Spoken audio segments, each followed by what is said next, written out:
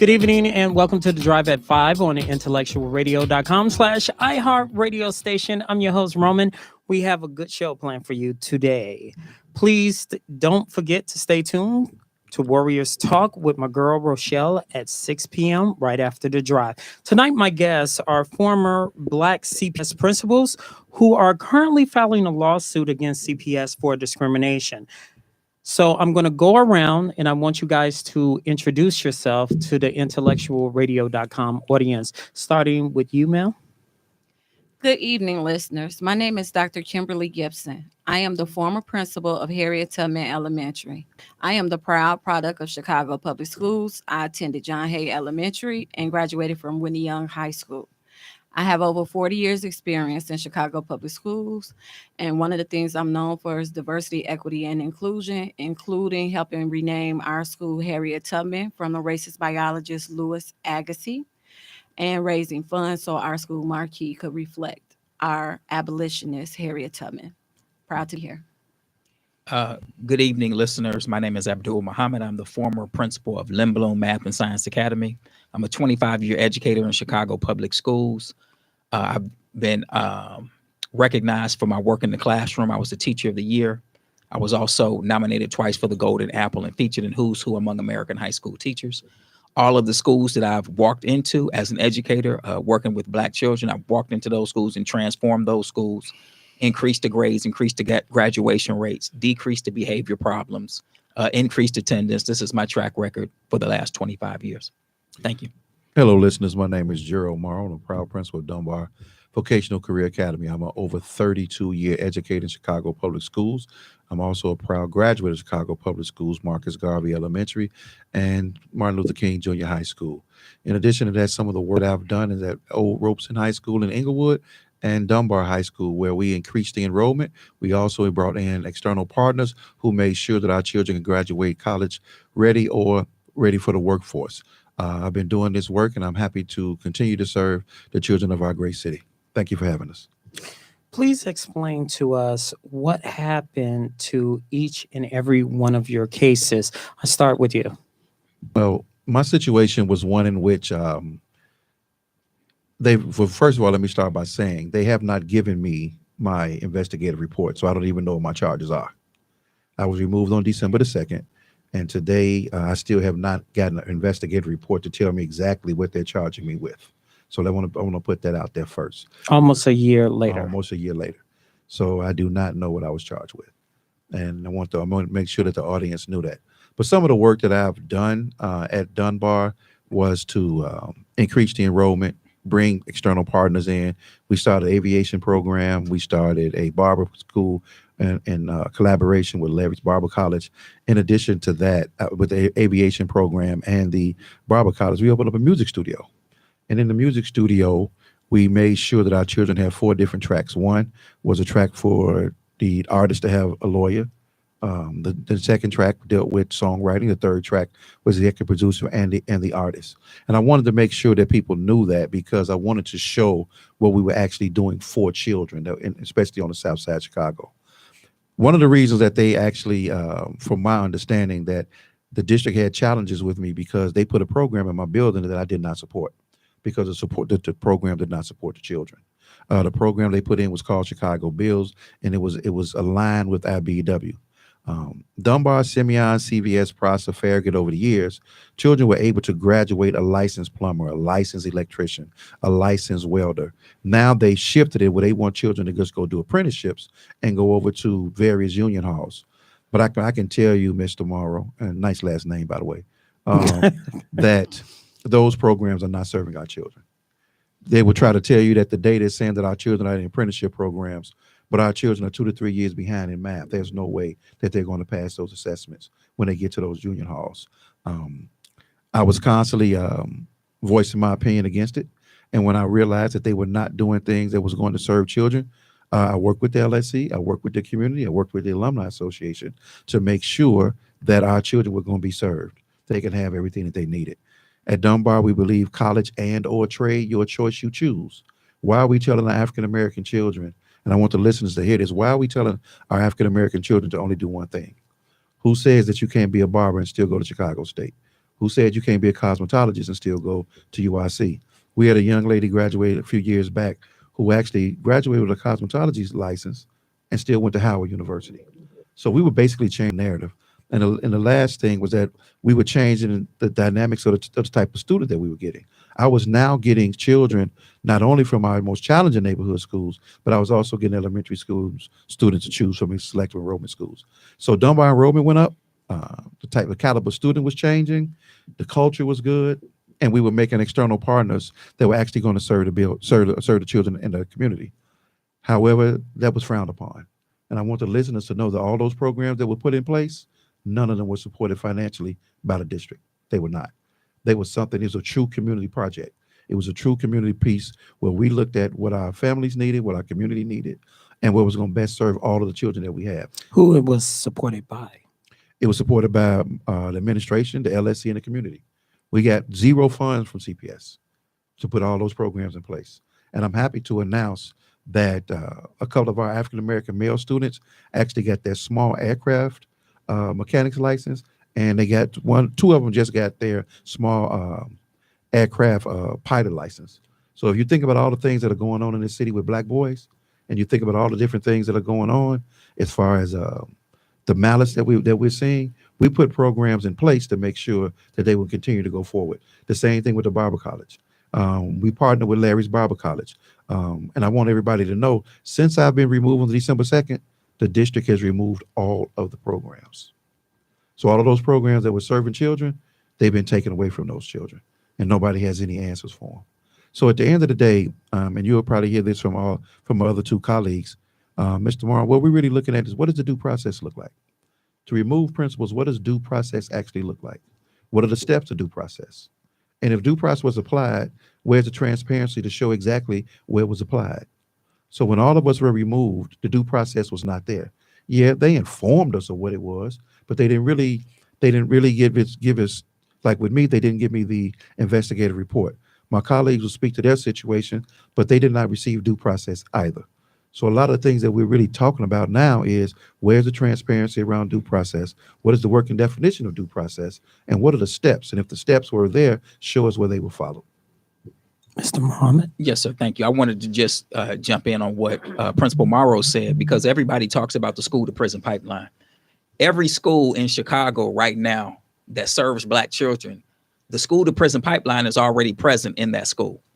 What we do as Black administrators is we go into those schools where the school to prison pipeline already exists, and we do things like what Gerald Morrow did and what Dr. Kimberly Gibson did. We do things to dismantle the school to prison pipeline by providing other pathways for young people to be successful. So when Brother Morrow brought in a barbering program and a cosmetology program with his own funds, and it wasn't funded by Chicago Public Schools, he was dismantling the school to prison pipeline. It was a school to prison pipeline before he got to Dunbar. That's exactly what it was. And he dismantled the school to prison pipeline. And the day that he was removed, if someone cared about children, if we were in it for the children, regardless of how we feel about him as an individual or as an educational leader, we would say that what he did made sense for children. What can we do to preserve this barber college, this cosmetology program, this pilot program, because we do not want these children to be turned over to the school to prison pipeline. If you cared about children, that would have been the decision. But what happened was, as soon as he was removed, rather than putting children first, Chicago Public Schools put politics first, put the interest of white labor unions above Black children on the south side of Chicago. So as soon as he was removed, they removed the programs that were servicing child. Everybody needs to think about what is the mentality of a person that would go into a school and remove a program that is servicing Black children and giving them a pathway out of the school to prison pipeline. The same with Dr. Kimberly Gibson. So I just wanted to say that just so our listeners can kind of understand what we're up against. And we're here. We don't want people to say, well, they did y'all wrong. That's not why we're here. We don't want you all to believe what we're saying when we're exposed in the corruption of Chicago Public Schools. What we're asking is for transparency. We're asking for people to look at the process that is used to remove principals from Chicago Public Schools.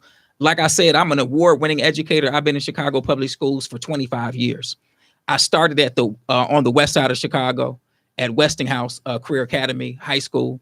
While I was at Westinghouse, that is where I won the Teacher of the Year award. The students nominated me for the Teacher of the Year, and I won the Teacher of the Year. From Westinghouse, I transitioned to a school called Chicago Vocational, which is on the southeast side. And at Chicago Vocational, the students would come to me and say, Mr. Muhammad, the only reason I'm coming to school is to come to your class. Ask yourself, the same children that people say there's no hope for them, the same children that everybody writes off and says we need to lock them up and throw away the key. We go into those schools and work with the same children that people want to arrest and lock up and say we can't do anything with those children. I had Black children on the south side of Chicago telling me the only reason I'm coming to school is to come to your class. I've learned more in your class than I've learned since I've been in school.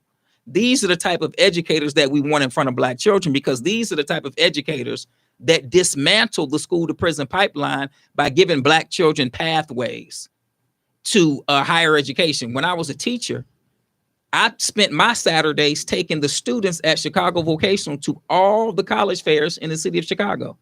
Did I get paid? Absolutely not. Was I the counselor? Absolutely not. I was just concerned about the future of Black children. The school to prison pipeline was already there. I was there to dismantle the school to prison pipeline. When I left CBS, where I was nominated twice for the Golden Apple while I was there, which is the highest honor that a teacher can receive, I went to Simeon Career Academy, and at Simeon, Jabari Parker was one of my students. Kendrick Nunn, one of my students. They're both in the NBA. Everybody knows Simeon is a huge sports school. But these are some of my former students. And then I became an administrator at Percy L. Julian High School. And when I got to Percy L. Julian, there were fights every day at Percy L. Julian, and the academic expectation was not as high as it should have been. And when I got to Percy L. Julian, I worked with the staff, and we turned the climate around and minimized the fights all the way down to nothing. But at the same time, we brought up the graduation rate. We brought up the attendance rate. We brought up the grades of the students right there on 103rd, the same students that used to go out in the street on the last day of school and fight one another. When I went into that school and worked with the staff and worked with the families, and we transformed Percy L. Julian, the students, instead of fighting each other in the middle of 103rd, they would just get their book bags on the last day of school and go home. This is the transformative work that we've been doing in our educational careers. When I left Percy L. Julian, I went to a school called Nancy B. Jefferson. Nancy B. Jefferson is a school that is located in the Juvenile Detention Center. It's affectionately known by the young people as the Oddie Homes. Anybody who is arrested that is 17 and under, they go to Nancy B. Jefferson. They go to Cook County, but the school inside is Nancy B. Jefferson. And while I was at Nancy B. Jefferson, the same work that I did at every other school, the same transformative work that I did at every school, I did that same work at Nancy B. Jefferson. Now, these are children. I'm at the most at-risk school in the city of Chicago. And my first day there, when I walked in, they told me that it was 85% Black boys. Everybody talks about we need to do something for Black boys. We need to do this. We need to do that. Here you have a group of educators that are actually doing what everybody says needs to be done. And we've been attacked by Chicago public schools for doing this work. So at Nancy B. Jefferson, with the brothers and the young women, sisters who were incarcerated, we brought up the graduation rates right at Nancy B. Jefferson.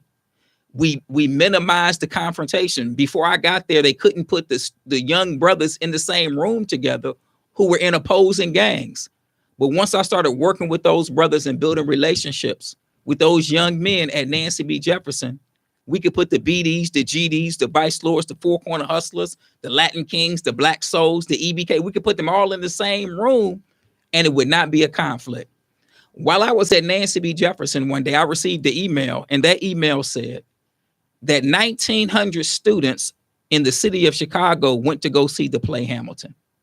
When I read that email, I said to myself, my students can't go see this play. I don't know if your listeners have ever seen it, but it's one of the greatest stage plays that has ever been written. And when I received that email, I said to myself, well, my students are incarcerated. I'm incarcerated with them. I'm sitting in the windowless classrooms with them. I'm going through the line scan, 2 line scans every day just to get into school with them. And so I reached out to the producer of Hamilton, and I asked the producer of Hamilton, will they bring the Hamilton play to the students at Nancy B. Jefferson? And I worked with that producer for 2 years, and we brought the play Hamilton, which is one of the greatest stage plays. It's back in Chicago. If you haven't seen it, you should go see it. We brought the Hamilton play, one of the greatest stage plays that has ever been written.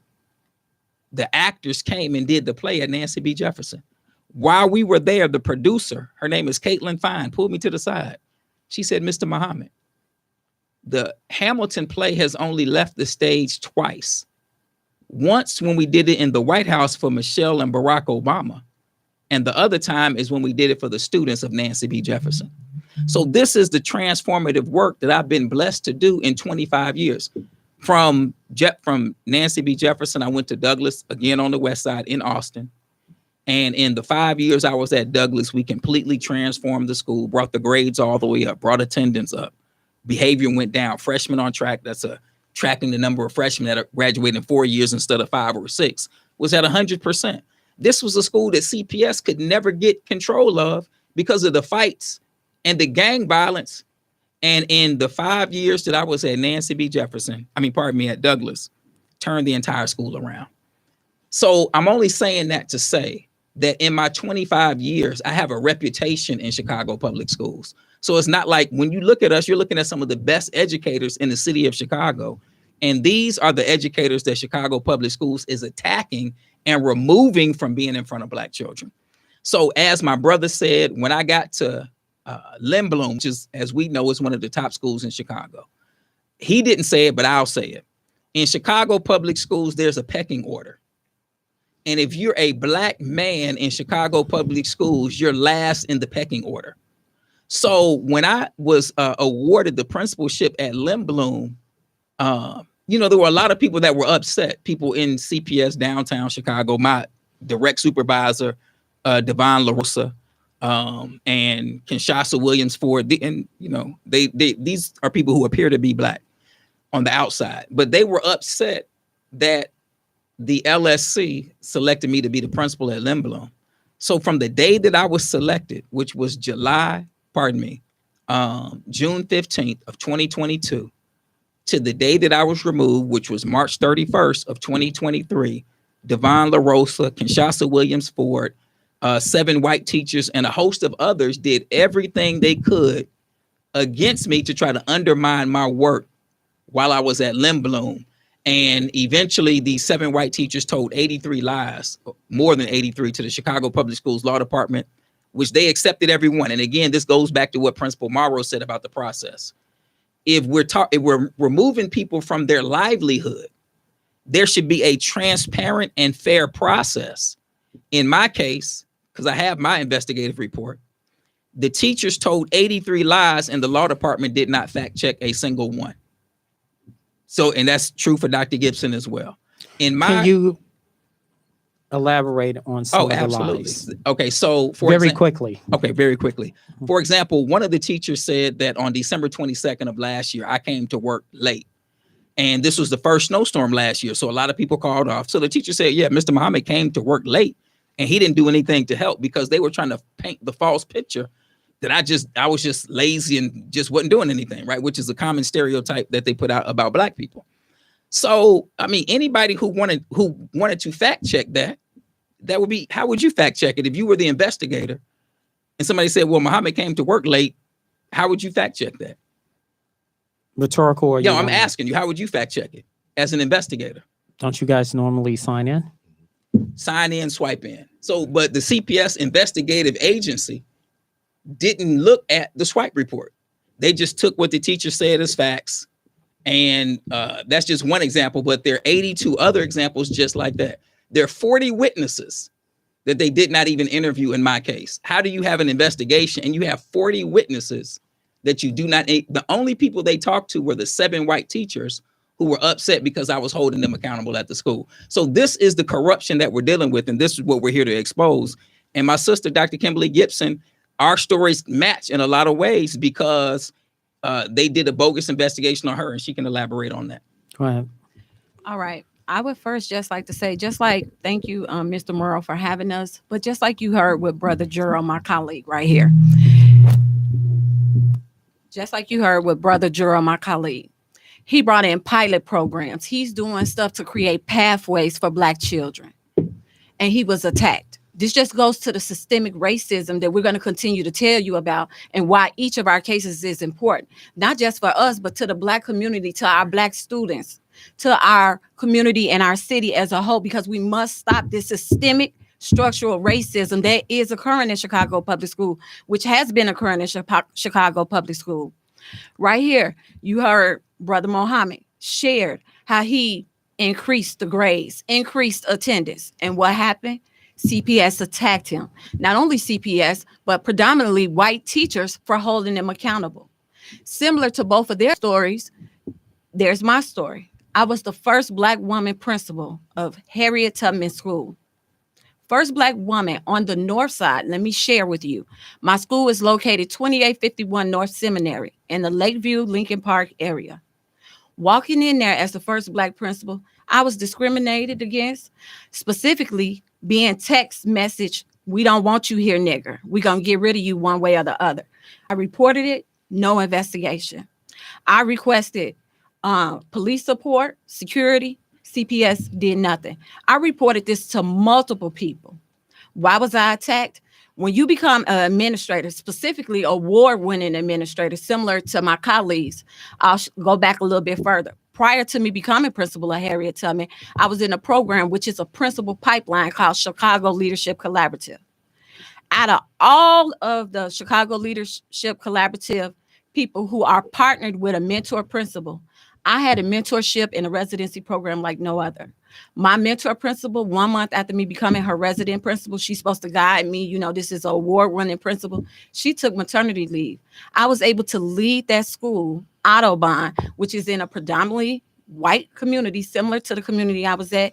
I had no issues. I was the only one in the Chicago Leadership Collaborative to receive a 4-year contract at Harriet Tubman. When I went in, I created a 30, 60, 90-day plan. And in that plan, I specified that I was going into the special education, individualized educational plan meetings to see the needs of my most needy students. Who didn't like it? The clinicians and the teachers. They didn't want me to attend the meeting. Why? Because engaging in those meetings, I noticed that students, specifically Black students, were not getting the same supports or the supports they needed as special education students. Why is this story important? There's a lot of not only educators, but there's a lot of Black principals who have a fear of speaking out. But these 3 principals you see right here, why were we ostracized? Why were we removed? Because we spoke up against the systemic racism. No longer could we stand silent. You have a brother or a niece or a sister or someone who attends Chicago Public School. The systemic racism that's going on, they're not only doing it to leaders, they're not only doing it to teachers, they're doing it to our babies. And we are standing up for our Black students, and we are not going to be silent anymore. We are unapologetic freedom fighters, and we're going to spread awareness of what's going on. The thing that you heard, there's no transparency, first of all, in the investigative process. You just find out you're under investigation. There's a white is right mentality. Whatever they say, their word is the Bible against a Black person in Chicago Public School. And if they do it to the leaders, they're doing it to the teachers. They're doing it to the students. You got to remember, these same people who are discriminating against us, they're teaching your children. They're leading our school district. When is enough enough? We're here. We're not taking it anymore. How many Black principals in the Chicago public school system? How many principals, Black principals? Well, here's the thing about it, and I want to address that. The CEO consistently says 44% or 45% of the leaders in CPS are African American. But do you believe that number? No, the number is true, but here's what they're not telling you. The district does not place principals. LSCs elect principals. So the district is taking the credit that, we have 45%. No, those neighborhoods with those LSCs are the ones who elected those principals. So when you hear the data, don't be listeners, please don't be misled about when you hear 44% or 45%. Please don't be misled, because the district does not send us to schools. The LSCs elect us to go to the schools. So when somebody asks us about the data of it, we make sure that we always clarify and make sure we clarify this half truth that the district is saying. But here's another thing, Mr. Moore, I want to add to that. Only 8% of the principals in Chicago public schools are African-American males. So when you think about that, and of the people who were removed, over 70% of the people removed were African-American males, and 80% that were removed were African-American. So when you really start looking at the makeup and you start looking at the numbers, the CEO would say, well, that's only a small population. It's only a small population that was removed. But however, why are they of the same demographics? Why are they from the same type of neighborhoods? The school that I'm in is part of an area that was being gentrified. So there's a lot of things that's going on behind the scenes that if you just listen to the raw data, it will tell you a half truth. It will not tell you the dynamics that actually make up everything. And we need to be very clear on what that number actually is. You was nodding your head, Mr. Muhammad. You want to add to that? Well, I wanted to add to something that Dr. Gibson said about the systemic racism. When I was at Lindblom, there was a young student, 16-year-old black boy, that the staff was and Lindblom is about 90-95% white staff, even though it's in Inglewood, even though it's in a black community. They referred to the boy as, I'm trying to remember what they called him, a flight risk. So I'm the new principal, and I'm like, he's a special education student. And through the emails and in the conversations, they referred to him as a flight risk. So when I met with the teachers, I asked the question. I said, why are you all referring to this boy as a flight risk? They said, well, he cut school. So then I asked the question, is he the only boy in the whole 1,400 students at Lindblom? He the only one that cut school? And the answer was no. So then why aren't we referring to everyone who cut school, if that's the criteria, as a flight risk? Now, when the white teachers who called this 16-year-old black boy in special education a flight risk, when they went to the law department, they lied to the law department and said that I told them don't refer to him as a flight risk because it has racist undertones. No, I told them don't refer to him as a flight risk because it's not in his IEP, which is his individualized education plan. But they had stereotyped this black boy, and the law department co-signed everything that the white teacher says, like Dr. Gibson. So when she says that we want to fight against systemic racism, that's a fact. When my brother says that only 8% of the principals are black men, that is true. But we're 70% of the removals in Chicago public schools. So Chicago public schools is targeting black people. And this is not our opinion. How do we get that information? We had been saying it, right? But when this case broke and Attorney Crump came here on July 1st, a famous journalist by the name of Sarah Karp came to the press conference. She was covering the entire story. She's been there from the beginning. When her article appeared in the Sun-Times, she, through the Freedom of Information Act, got this information from Chicago public schools that they did not want to release. In fact, the reason that the article took so long to come out is because they were holding on to this information. When Sarah Karp got the information from Chicago public schools that they did not want to release, she got the names and the race of the principals that were removed. 10 principals were removed. 10 in 1 year, 2 of them were white, 8 of them were black. Dr. Gibson is one. Principal Morrow is another one. Now, my name is not even on the list. So the number is really higher because they didn't even put Abdul Muhammad on the list of the 8 black principals that were removed. So what Sarah Karp proved in her article is that black principals, specifically black men, are being targeted by Chicago public schools. That's number one. The second thing Sarah Karp proved in her article is that the charges that they were using to remove principals were flimsy, right? They said, I've spent money on a pep rally. I bought balloons and a DJ. Like, I've been doing this for a long time. All of us went, just like, when you go to a pep rally, it's balloons and a DJ. But that's a crime? It's in my investigative report, strange purchases. And then when they say what those strange purchases are, balloons and that's what we're telling you. This is the corruption. The general public doesn't know that they're removing principals because balloons and a DJ at a pep rally, when the real thing is you don't like the person, so it's whatever you can use against them to try to get them removed, right?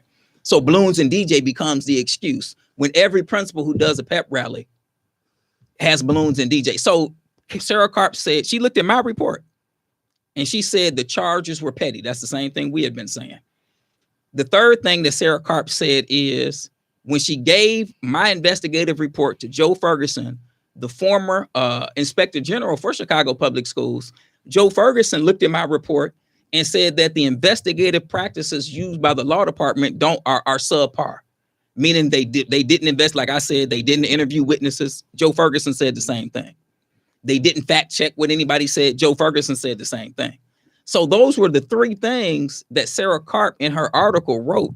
But there's a fourth thing that Sarah Karp didn't even address, which we want to address, and that is that the charges that they used against me and Dr. Gibson, that they're 100% false charges. And we have the evidence to prove it. It's not like, well, this is our opinion. No, we have the documents to prove that these people are lying. For example, Dr. Gibson was charged with doing something at her school while she was out on a medical leave.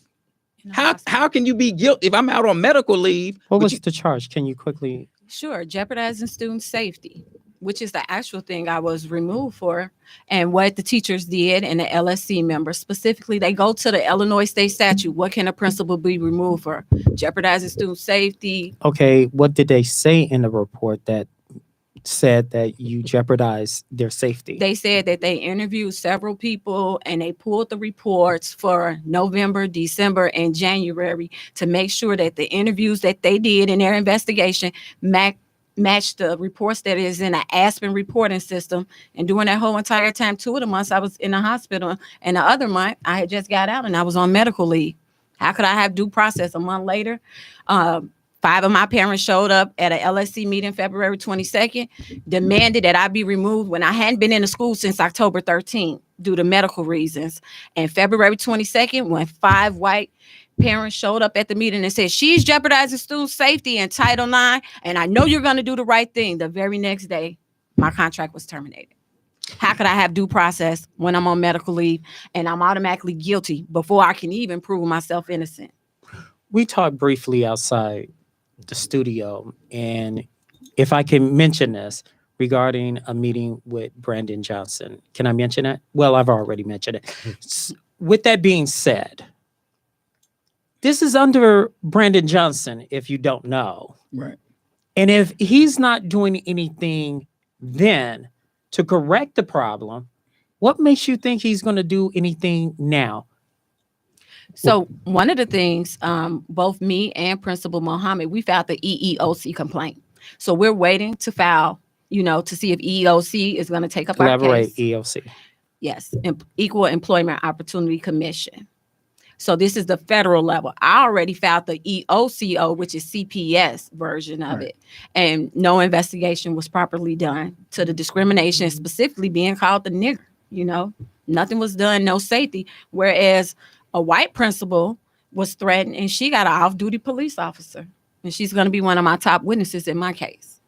One of the things I want to add to that, as far as relation to the mayor, what we have realized is that some of these things happen prior to his election. So let me put that out there as the actual. Well, he was in that CPS. He came in the seat. You're wrong.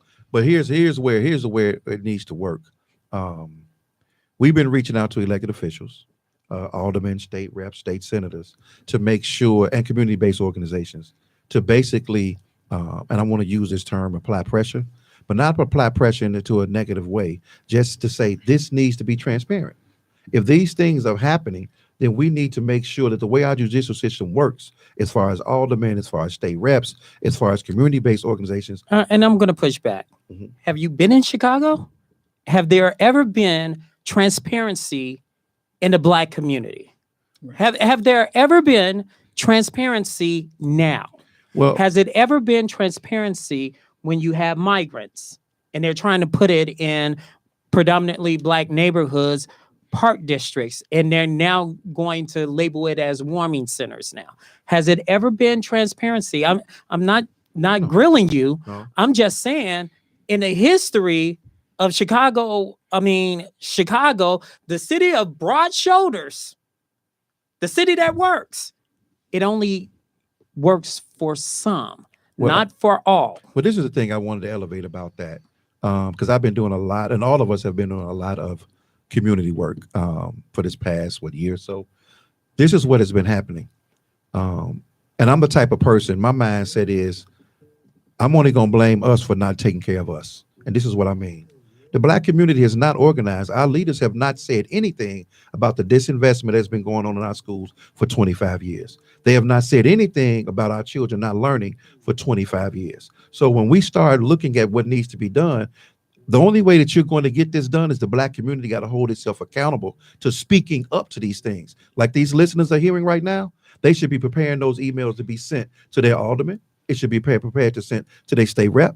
It should be emails prepared to be sent to their state senator, calling for an investigation to everything that's going on. So when we deal with Daley, when we dealt with Rom, at the end of the day, we didn't say anything, Brother Marvel. We didn't. And the reason why these things are happening is because what my colleague had elevated, principals were too afraid to tell the truth. For 25 years, we knew it was disinvestment in our neighborhood schools. We were silenced and we didn't say anything. We knew that our African-American children, like right now, I'll give you one graphic. We have something in our schools called Freshmen on Track, right? And you can go around right now and look at the neighborhood schools, and anybody listening to this, fact check it. You will find schools with 90% of our children on track.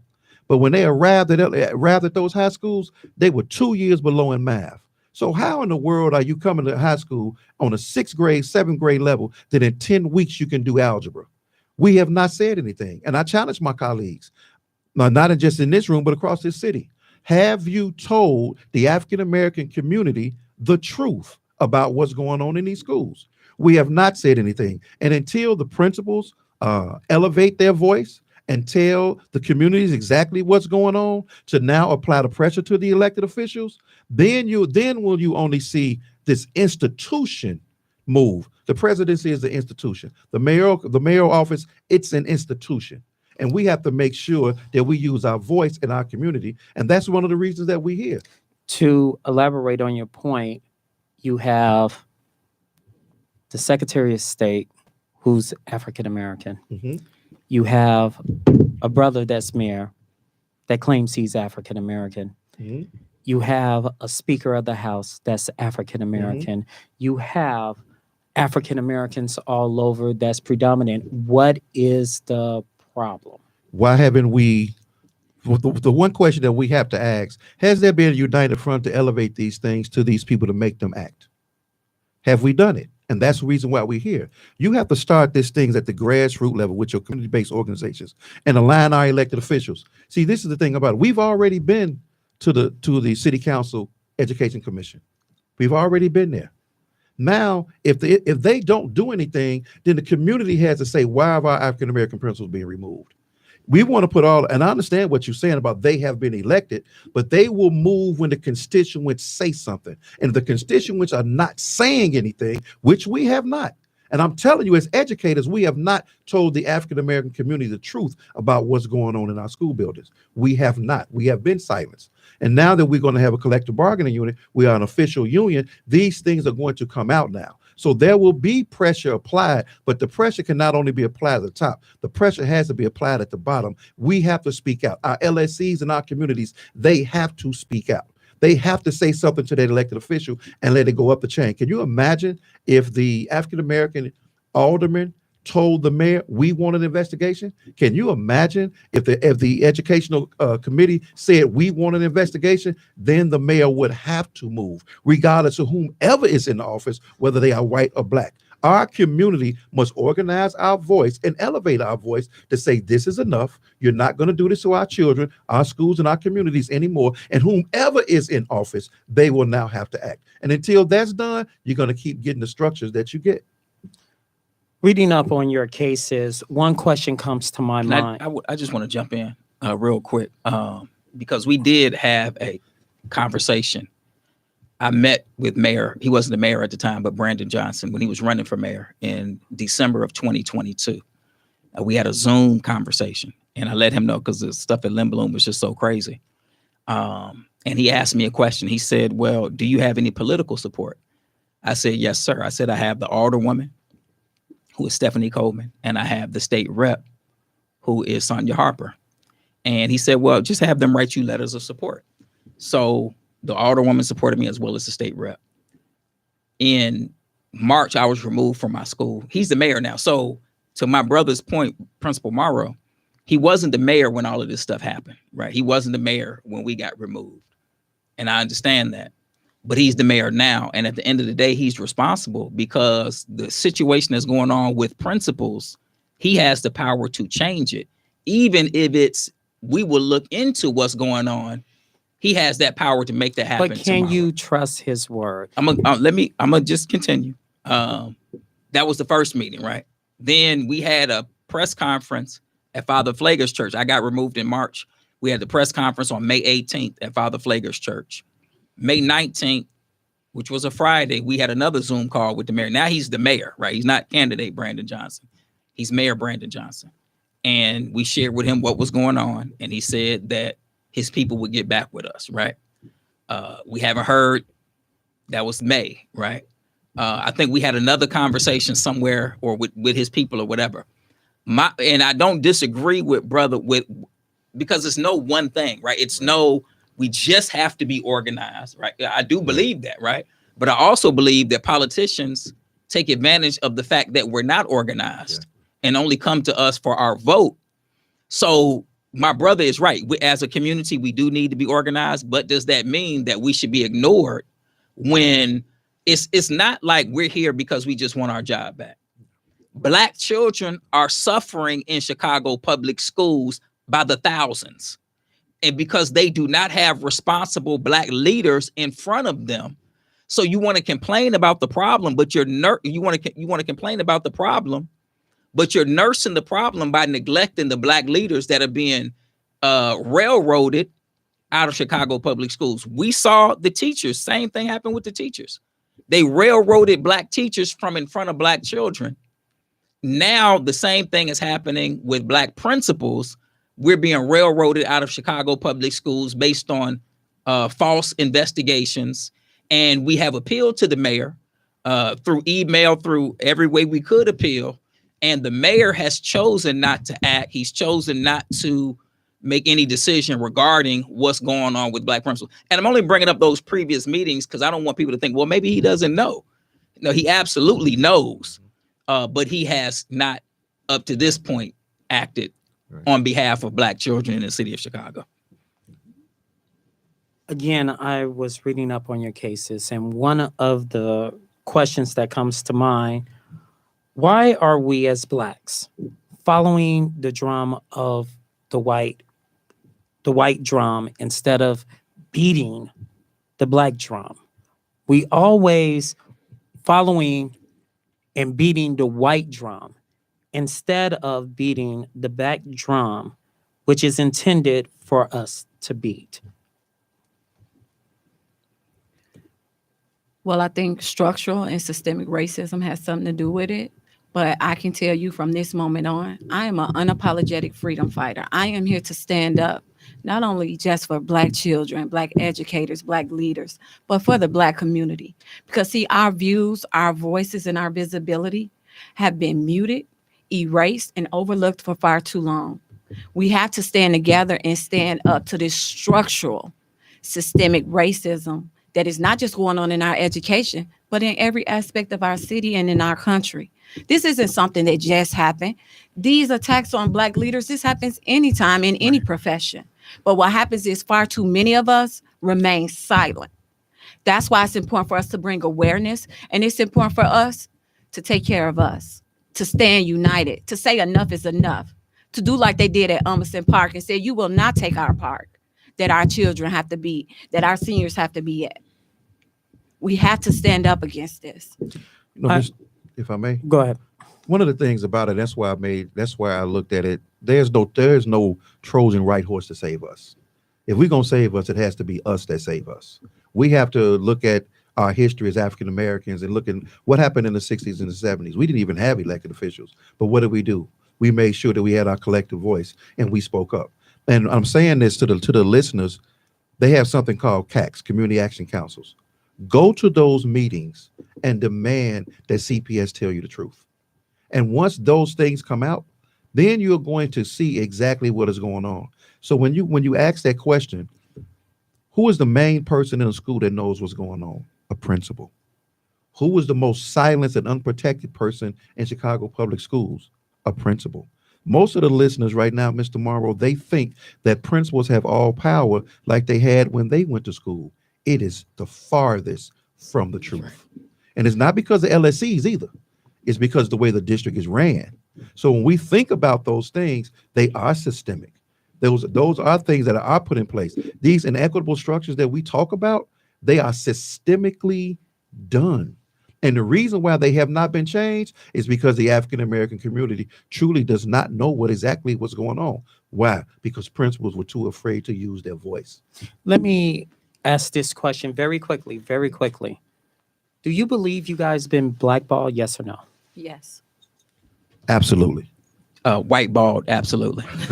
Okay, so I have this question, and then I'll yield to you. A question of why you are qualified principals. You mentioned the Black Panthers. I did research on the Black Panthers while I was getting my bachelor's degree. And the quote of H. Rap Brown says, "Only us can protect us." And I want to emphasize, only us can educate us. My question is, why won't you all collectively come together? It's easy to get accredited. Educational system and purchase a closed down CPS system and start a Black community without the white tape. Start your own educational system. We desperately need it on the West Side. We desperately need it on the South Side. You guys are smart. You guys are, you guys are not just smart in that they need you. You talk about building programs. You're talking about expanding people's minds. You, the first person, African American ever, and you guys change the scope of their education. So why not? They don't know how you do it. You reached out to, let's go to Chance the Rapper, one of the Chicago Bulls players, and say, hey, we need a school. LeBron did it. Why we can't do that? We can do it. It's not that it cannot be done, but what we cannot overlook is the funding. We cannot overlook the funding. Taxpayers' money pay for education. Now, what we can do to answer your question is, like, in Mount Greenwood, they tell CPS, this is what we want agricultural science high school to look like. Why isn't Auburn Gresham saying the same thing? Roland is going to say the same thing. Austin is going to say the same thing. So as opposed to, we can break away from the system. You can put Catholic schools or whatever you want to put in place. But here's the thing about it. Our children in our communities, they deserve a comprehensive, high quality neighborhood school that's funded by federal dollars and state dollars. But you can also do that as well. What I'm saying is, didn't the Black Panthers, correct me if I'm wrong, didn't they use the federal government and reversed it to help the people in the masses? Didn't they use the SNAP program to have breakfast programs out there and lunch programs out there? So why not the reverse? Same thing with medical. If sister such and such had a medical card, go right ahead. We gonna take care of you. We had Black nurses that said, don't worry, we can set something up at the hall and we can take care of them. Why we can't go back? Because it seems like, and maybe it's just me, it just seems like the right way, meaning white people way, is not the Black way. And the Black way seems like to the white people, it's not the right way. So why we can't just educate our own, police our own? I'm just throwing it out there. Anybody can answer it. Go ahead, brother. I'm not in disagreement that taking care of our own. I'm not in disagreement with that. I think there's a lot of groundwork that needs to be done for that to happen. Do I believe it can happen? Yes, it can happen. Do I think that our curriculums that focus on who we are, I believe that they are an absolute must. Do I think that we need to have schools that really focus on our culture? Absolutely. People can say whatever they want to say about urban prep, but that's what it was. It focused on Black boys having affirmations for themselves to go forward and make sure that they understand exactly what it means in their culture. Now, how that can be done, as far as educators are concerned, we would have to organize to educate people on exactly what they will look like, exactly what those curriculums need to look like. Same thing with medical, and we have a large problem in our district with social emotional challenges of our students. You know, I tried to put a therapist in my building. I had numerous social emotional learning programs inside of my building. So we would have to be able to do that, Mr. Morrow. I believe it can be done. Let me reiterate that. The how is the question. How do we organize to make sure that all of our resources can be in one place so we can provide all of the services that you're talking about? And once we do that, I believe that we can start a foundation of making sure that we identify our African-American doctors, African-American nurses, African-American educators, African-American therapists, African-American unions to make sure that we have. And that's exactly what I was trying to do at Dunbar. I wanted to make sure that our children saw people that look like them. And I'll end it with, you are correct. Representation matters. Our children can't be what they cannot see. And it is a call to action in the African-American community. I've always elevated this question. What is the educational agenda in the African-American community? And how do we come together to put forth that community? So what you're saying, I would love to see that it's done, to make sure it's done. And it was done in the past, but we can't just emulate that blueprint and bring it to now. I actually agree with you on that. That is something we can do, and it's something we must do. And one of the ideas I had, why aren't we right now? We have 19% of Chicago public school teachers are African American. That's set up systemically. That's intentional. Before it was 54%. Currently, there's 44% Black principals, right? But guess what? This is what we can strategically do. We can look into doing, like you said, the Panthers did. We can open up our own schools. And one thing we strategically need to do is partner with the HBCUs. Why? Why not hire teachers and partner with the HBCUs to teach our children? I said the same exact thing with Chicago State.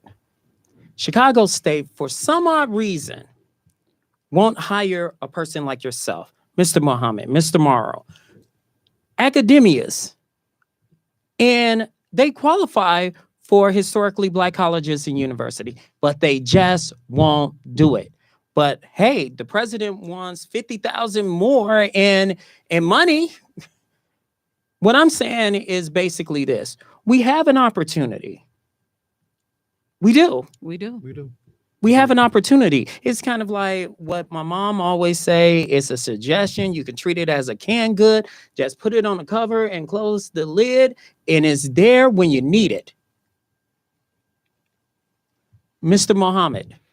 A couple of things. I wanted to get clarity when you asked the question about the white drum and the black drum. What did you mean by that specifically? We always beat on the white drum, meaning following their direction, their rules, instead of beating the black drum and following what Mr. Morrow says, basically what our needs are. Right, That's why our resources is diminishing and the whites are up there. That's why our resources, if you look at the migrant situation,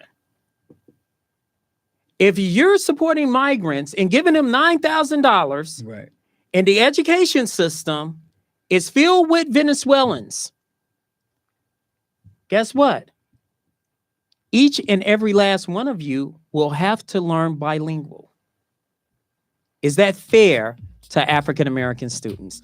We're going to leave it there. I'm sorry about that. I got passionate. So thanks to Earl Winfrey, our executive producer, Wanda, who's behind the scenes. You guys have a wonderful week.